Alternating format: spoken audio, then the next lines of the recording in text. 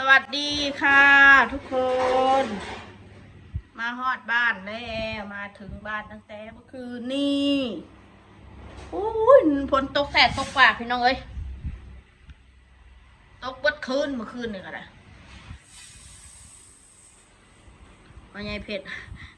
บ่ได้มาเขาเนี้ยหุงเขาเจ้าเอาหอกเขาบ่ได้มาหุงข้าวเอาหุงข้าวแล้ว ตอนนี้ก็จะ11 โมงแล้วนี่พี่น้อง41 โมงเลยเห็นป่ะนะ10 โมงกว่าแล้วพี่น้องเอ้ย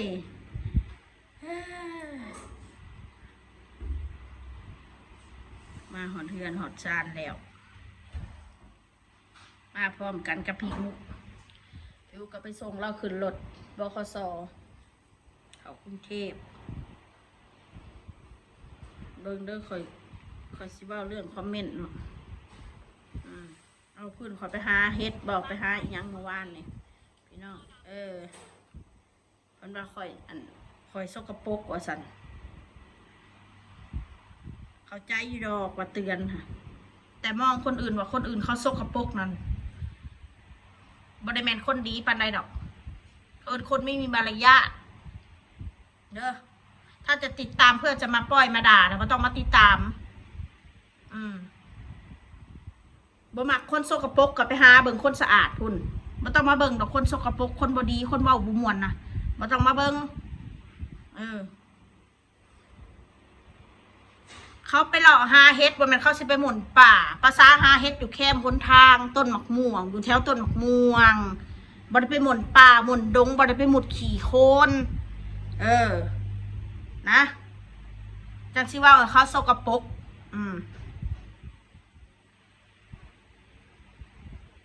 ก็ฉันบอกแล้วไงฉันไม่ชอบอาบน้ำบ่เคยได้ยินบ่คิดนะฉันอาบเดือนหนึ่งอาบครั้งหนึ่งนี่ฉันก็ไม่ได้อาบมาเมื่อคืนนี่ฉันก็ไม่ได้อาบฉันนอนเลย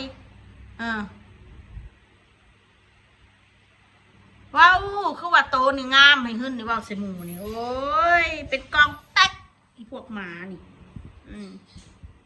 สกปรกโอ้ยน้องออกจากป่าเสื้อผ้าเก่า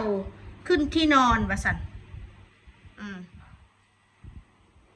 ขึ้นที่นอนก็ไม่ได้ขึ้นที่นอนเธอดีล่ะเธอจะไปเดือดร้อนทำไมล่ะไปป่าเขาก็ไม่ได้หมุนขี่ต้มขี่โค่นหรอวะเขาไปย่างเลาะเช้าต้นมะม่วงเก็บมะม่วงที่ซื้อหัดมีมารยาทแน่ที่คอมเมนต์ยังเสือเขาก็ได้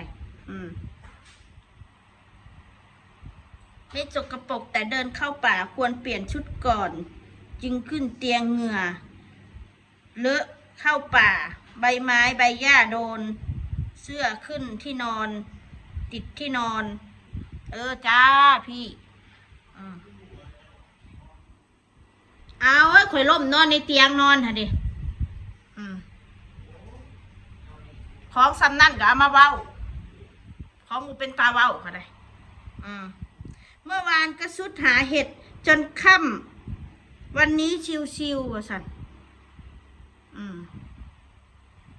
สุดหาเห็ดจนค่ำว่ะพี่น้องคอยไปหาเห็ดมาเด้อขอยจะบอกก่อนคอยไปหาเห็ดนะคอยกันกูบ่เว้าดอกกูไปหาเห็ดมากูมานั่งกลับมากูมากินข้าวกินน้ำกูไปนั่งเห็นเพื่อนสาวน้อยฮะมาจนค่ำมาสันจูไซจนค่ำคลิปสาวน้อยนะมันตักโมงแล้วมันบ่าย2 โมงคลิปสาวน้อยจะก็นั่งถ่ายกินข้าวปั้นข้าวปุ้นนะนิสัยจนค่ำมึงอย่าว่าเวอร์อีห่ามึงมึงอย่ามาเว้าใส่กูจนค่ำว่าซูนี่จะแม่นมักเว้าสักคนไรเนาะสะอาดตายเหรอซูนี่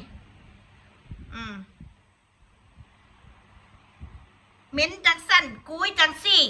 เอ้ยจะเป็นสู้งามแต่นังหนาเด้คือมาเหี่ยวคือแตดมานี่นังหนาสู้นะจะเป็นจากว่าสกูไทยได้เนาะสิบล็อกแมนให้เบิดพวกเหี้ยนี่มันหมักมาหาบุรีคนนี่พวกมันมีมารยาท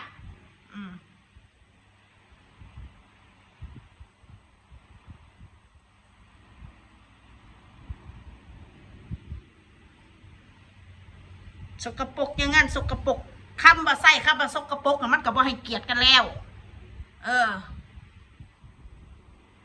นี่มือนี่กูสิใส่ตะขาเถื่อนกูสิใส่ตะขามือนี่เสือตัวนี้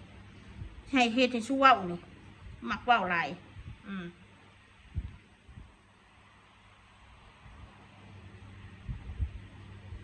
จนค่ำจนมืดประสันสุดเก่าสุดเดิมแสดงว่าเบิ่งคลิปบ่ทั่วถึงตอนนั้นงานมื้อแรงมากูมานั่งเล่นกูก็ไปอาบน้ำเปลี่ยนเสื้อผ้าพอแห้งแล้วฮีกูก็ล้างแล้วกูว่าหล่นหลาย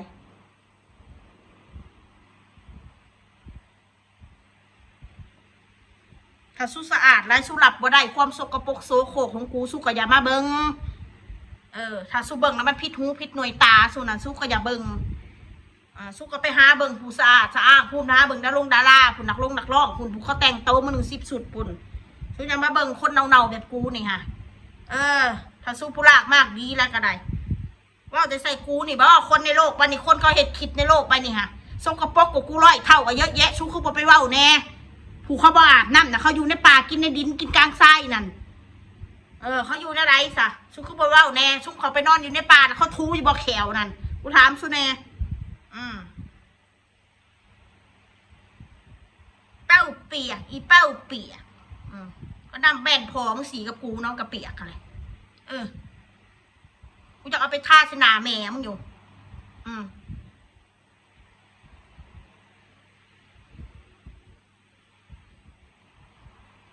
เฮ็ดในคล้องกูขึ้น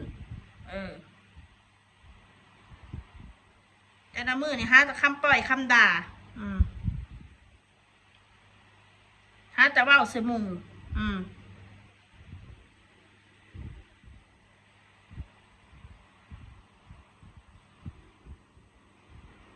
สั่งเมลมาด่าช่องอันอีพวกเฮียนะยังบ่พอใจแล้วนังสั่งเมลมาช่องทางว่าพากันตัดตอบไปทำมาหาแดกกันมาสั่นอยู่ยังบ่พอใจอยู่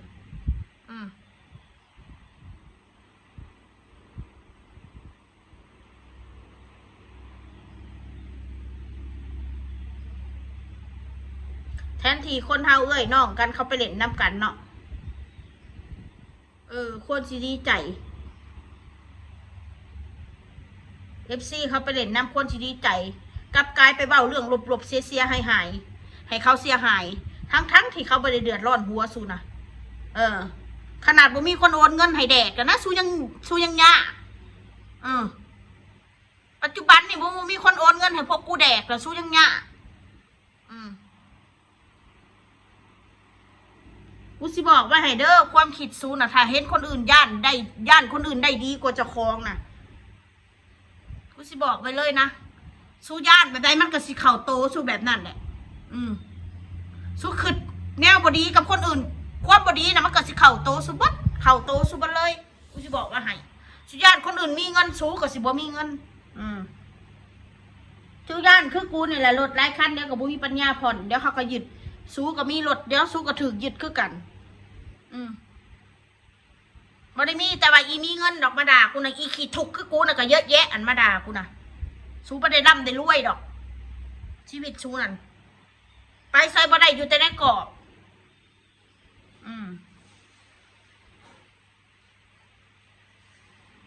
งานคนอื่นได้ดีสู้ก็บ่ได้ดีดอก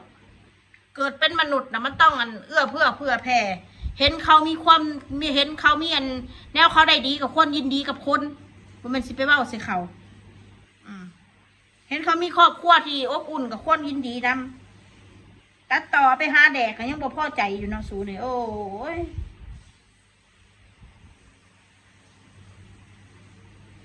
คำเว้าคำจากูก็เว้าใส่พวกแบบมึงอะไรคำเว้าคำจากูก็เลยเว้าใส่แบบมึงอะไรแบบมึงอะไรแบบอีเท่าๆไปมึงเขามาฟังกูนี่แหละ